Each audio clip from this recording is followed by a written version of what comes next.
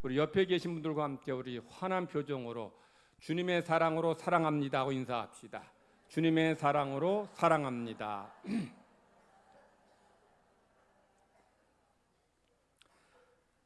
장로의 신학대학교 설교학 교수님이 제주도의 한 교회에 부흥회를 인도하러 가셨습니다. 교회에서 이 강사 목사님을 위해서 숙소를 잡아주었는데 그 숙소는 그 교회 여자 집사님이 운영하는 펜션이었어요. 그래서 이제 오늘 주일날 이제 저녁 이제 오후 예배 때 설교하려고 이제 교회로 가는데 펜션 사장님이 목사님을 강사 목사님을 교회까지 태워다 주었어요. 그래서 이제 강사 목사님하고 펜션 사장님하고 이제 이런저런 얘기를 이제 서로 주고받다가 이 강사 목사님이 사장님에게 물었습니다. 혹시 집사님이신가요? 아니면 장로님이신가요? 그랬더니 전 아닙니다. 저는 이제 교회 나온 지 4개월밖에 안 되는 왕초자입니다. 그래서 대답했어요. 그래요? 그런데 믿음이 충만해 보여서 그런지 장로님인 줄 알았습니다.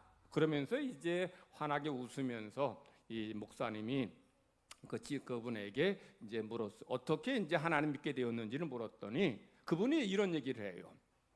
사실 제가 짧은 시간에 하나님 믿게 된 계기가 있습니다. 그것은 제 아내가 7년 전에 유방암 말기 판정을 받았습니다. 병원에 서울 삼성의료원에서 병원 의사가 제 아내 저에게 그렇게 말하더라고요. 당신 아내는 치료도 입원도 할 수 없으니 그냥 집으로 모시고 가서 돌아가실 때까지 그냥 마음 편안하게 잘 해드리세요. 그래서 저는 낙담하는 마음으로 절망하는 마음으로 집으로 돌아왔습니다. 그런데 제 아내가 하나님 앞에 눈물로 간절하게 기도하다가 하나님의 놀라운 은혜를 체험하게 되었어요. 그것은 급속하게 진행되던 이 말기암이 중간에 딱 스톱한 겁니다.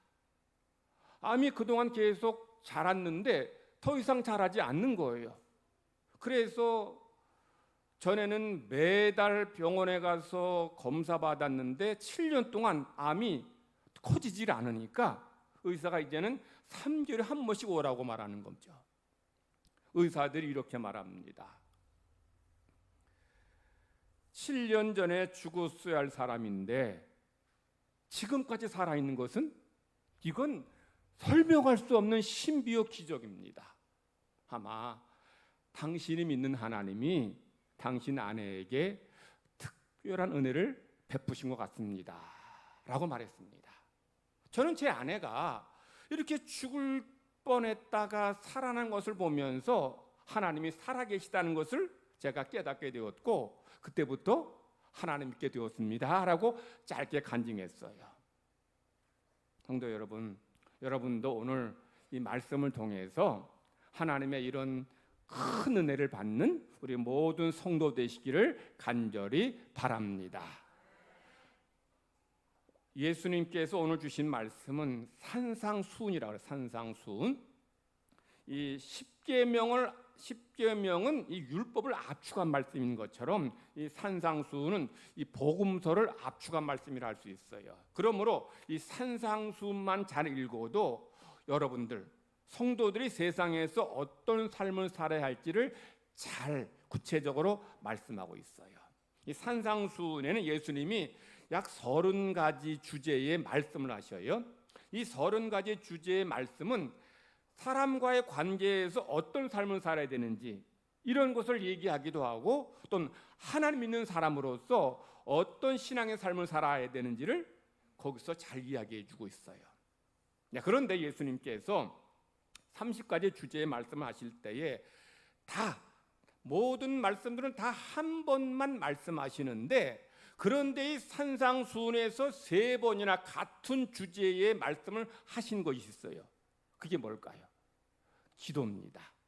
자, 마태복음 6장 5절 이하에서도 기도에 대해서 이야기하고 있고 마태복음 6장 31절 이하에서도 기도에 대해서 말씀하셔요. 그리고 7장 본문에서도 기도에 대해서 말씀하시는 거죠. 그러니까 마태복음 5장, 6장, 7장 단 3장, 3장밖에 안 되는 산상수훈에서 예수님이 기도에 대해서 3번이나 말씀하셨다는 것은 무슨 뜻이에요? 기도가 우리에게 어떻다? 중요하다는 거야. 중요하기 때문에 반복해 말씀하는 거예요. 우리 교회에도 우리 학교에서 가르치는 선생님들 있습니다만 여러 계십니다만 선생님들이 중요한 거 어떻게 해요? 시험에 나오는 것은 반복해서 이건 꼭 나오니까 중요하니까 꼭 기억하라고 강조해요. 그러니까 예수님께서 산상수훈에서 짧은 3장의 말씀에서 기도에 대해서 이렇게 반복해서 말씀하신 것은 기도가 중요하다는 거예요. 신앙생활은 저는 이렇게 정의해요. 신앙생활이 뭐냐? 여러분의 삶에서 하나님을 체험하는 것. 이게 신앙생활이에요. 하나님 계시다는 거 믿습니까? 믿어요? 그러면 하나님 나 봤다. 직접 환상으로 말고 하나님 봤다. 보셨어요? 번번 한 번도 안 계셔요. 근데 어떻게 하나님 계시면 어떻게 믿어요? 자, 우리는 2가지 방법을 통해서 하나님의 살아계심을, 하나님의 능력을 우리는 확인할 수 있어요. 자, 첫 번째는 뭘까요? 말씀이에요. 이거는 성경 말씀, 하나님 말씀이라 그러는데 이 성경 말씀에 내가 어떤 말씀을 내가 붙잡고 이 말씀대로 살았는데 말씀대로 되었다. 그렇다면 이것은 이 말씀이 하나님의 말씀이란 증거고 하나님이 살아계시는 뜻이에요. 자, 이 문자인데 내가 이 말대로 순종했더니 이 말씀으로 되었다는 것은 이 말씀이 능력 있는 하나님의 말씀이란 증거라는 거죠. 그러므로 이 성경 말씀은 말씀에 순종하는 것은 하나님을 경험하는, 하나님을 체험하는 첫 번째 방법입니다. 자, 2번째, 하나님을 만나고 하나님을 체험하는 방법이 뭐냐? 기도입니다. 여러분이 기도 응답 받게 되면 하나님이 정말 계시는구나 확신하게 돼요. 내가 어디 아파서 기도했는데 하나님이 그 병을 낫게 해주셨어요. 그러면 하나님이 내 기도 들어주시는구나 확신하게 되죠. 믿게 됩니다. 그러므로 기도는 하나님이 살아계심을, 하나님의 약속이 진짜임을 믿는, 증명하는 중요한 방법인 거예요. 그래서 예수님께서 우리에게 기도를 강조한 거죠. 자, 오늘 본문에서 아까 우리 펜션 사장님도 전에는 뭐 하던 사람 맨날 그냥 주중에는 펜션 하면서 커피숍 하면서 이제 놀면서 이제 산행하면서 주일마다 산행해서 내려오면 술 마시고 나게 살았는데 그런 사람이 어떻게 하나님 믿게 되었을까요?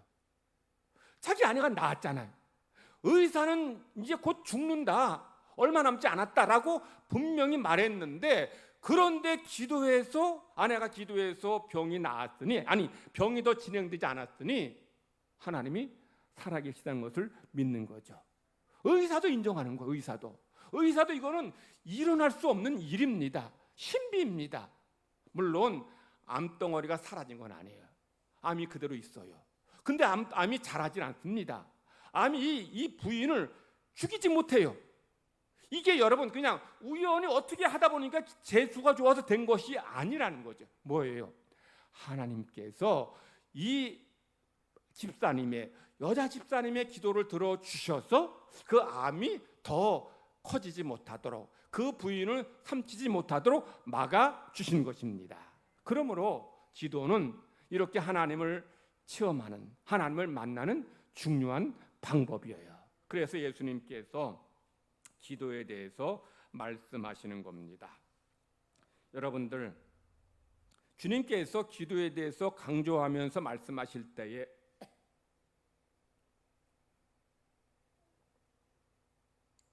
우리에게 확실하고도 당연한 것을 말씀하셔요. 그것이 뭐냐?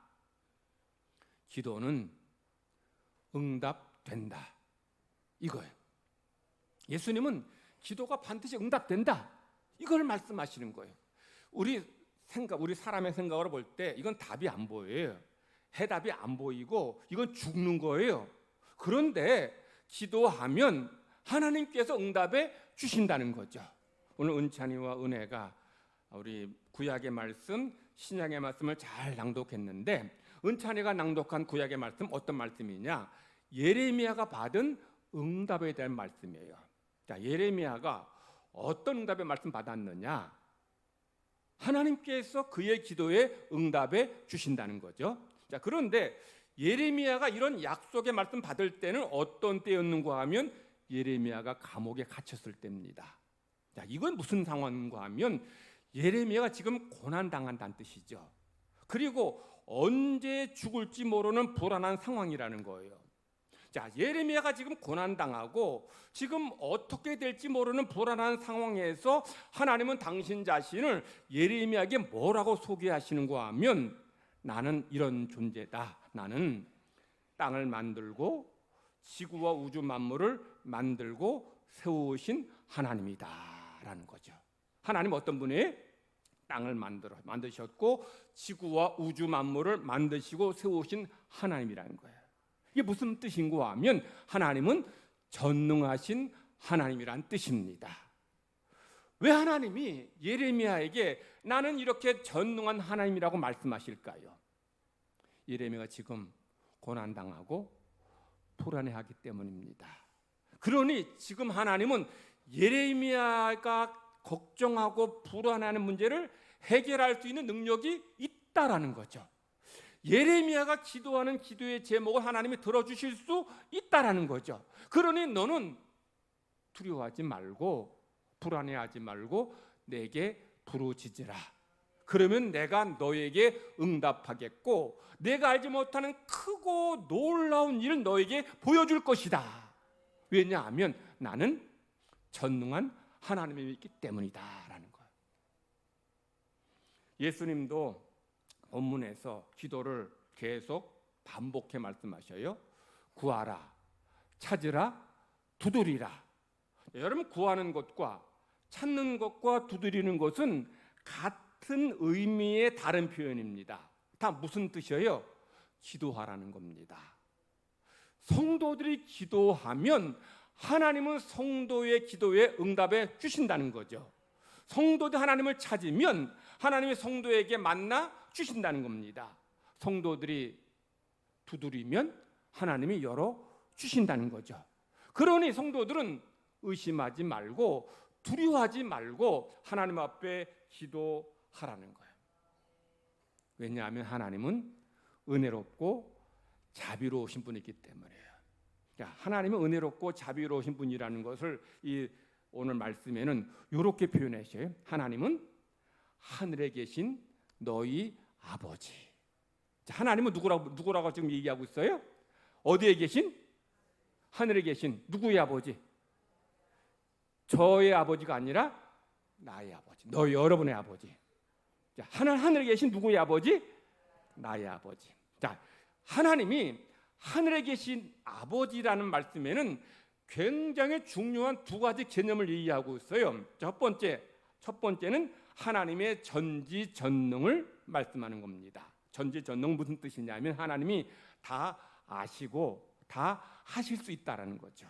자, 제가 신천동에서 지금 무슨 일이 일어나는지 제가 알려면 어떻게 하면 좋을까요? 제가 여기서 나와가지고 이제 요 주차장에 거기서 이제 한번 상황을 이렇게 쭉 한번 둘러본다 합시다. 그러면 제가 주차장에서 주변을 둘러보면 제가 알고 볼 수 있는 것이 거기 지나가는 사람들, 차량, 그 앞에 있는 그 삼계탕집 손님 몇 명이나 드나드는지 그 정도밖에 몰라요.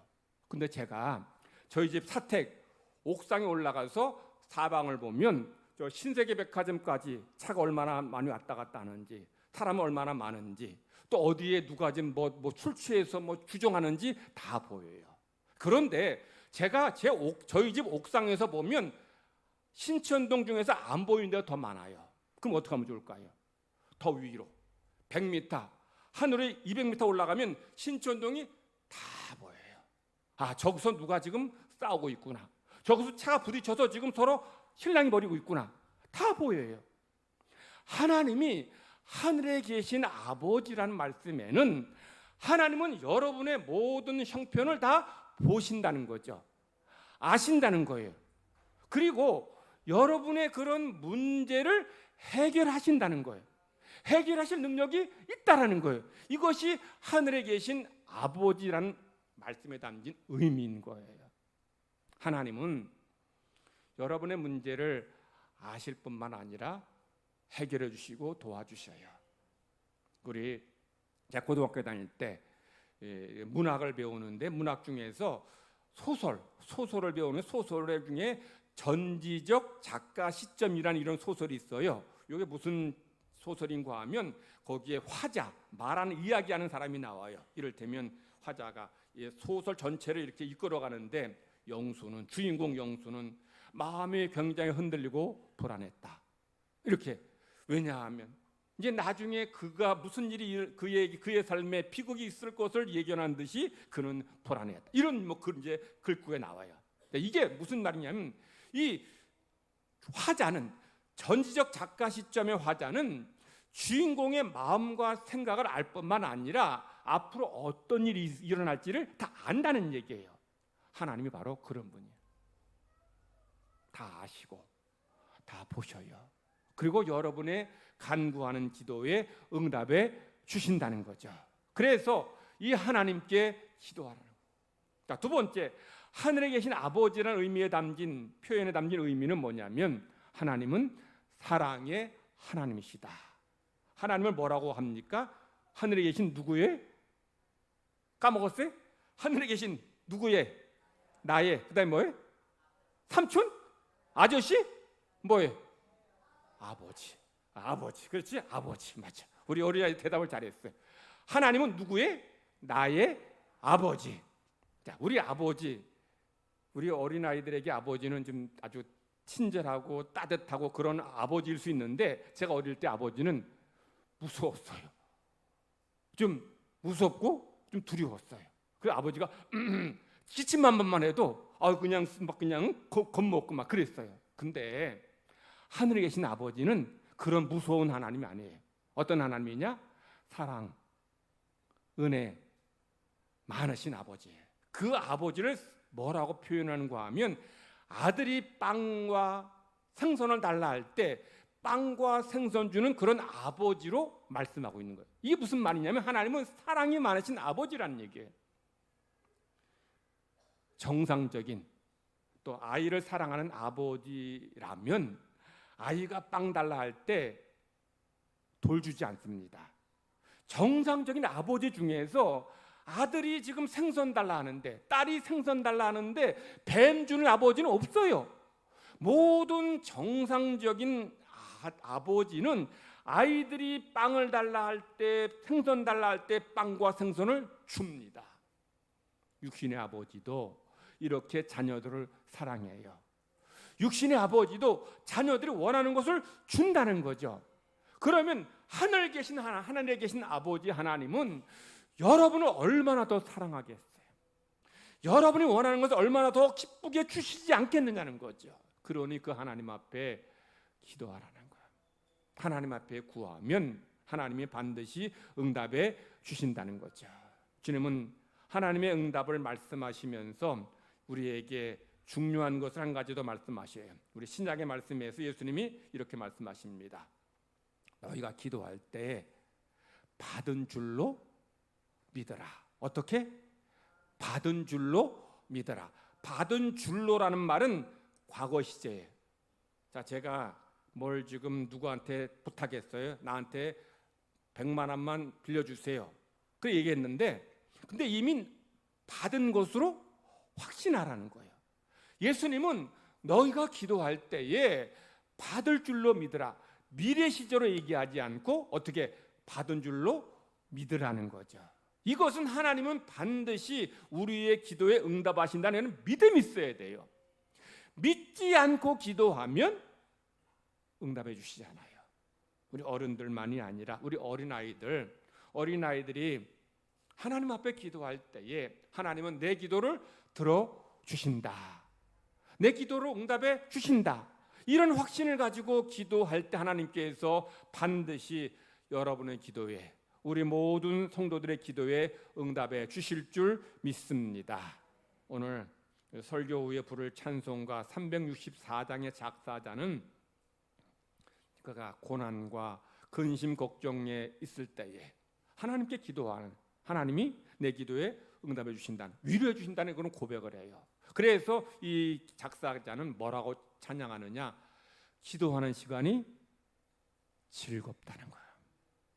성도 여러분, 여러분은 기도하는 시간이 즐겁습니까? 기도하지 않은 분들은 뭐 기도하는 시간이 즐거운지 안 즐거운지도 모르겠지만 기도하는 시간이 즐거워요.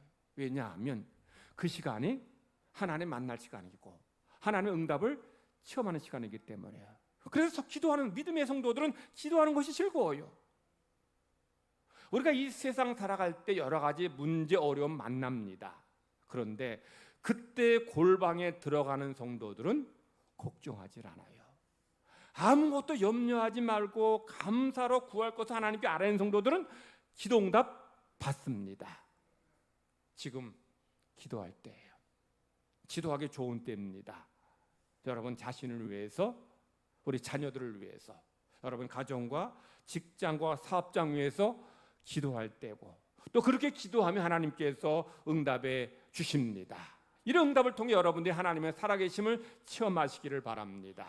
오늘 우리 아이들과 함께 예배드리는데 우리 부모들이 먼저 가정에서 자녀들을 위해 기도하는 믿음의 부모 되기 바랍니다. 기도해서 자녀들에게 기도를 가르치고, 그래서 여러분의 자녀들 하나님 앞에 믿고 기도함으로 응답받는 그런 체험 있는 그런 신앙의 사람으로 키우길 바랍니다.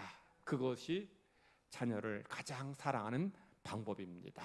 오늘 우리 함께 예배드릴 때에 우리 모든 성도들과 어린 자녀들이 하나님의 이런 살아계심을 체험하는 은혜가 있기를 간절히 바랍니다. 하나님 고맙습니다. 오늘 함께 예배드립니다. 살아계신 하나님, 우리 눈에 보이지는 않지만 우리가 말씀에 순종할 때에 하나님의 살아계심을 말씀 속에서 경험하게 하여 주시옵소서. 기도할 때에 기도 응답을 받아서 하나님의 살아계심을 맛보게 하여 주시옵소서. 우리 모든 성도들이 기도하는 시간이 즐겁게 하시고 기도할 때에 하나님의 응답과 능력을 체험하기를 원합니다. 우리 어린 자녀들도 어릴 때부터 말씀과 기도 안에서 자라서 하나님의 은혜가 풍성한 삶을 맛보게 하여 주시옵소서. 감사드리며 예수님의 이름으로 기도드리옵나이다. 아멘. 찬송가 364장 부르겠습니다.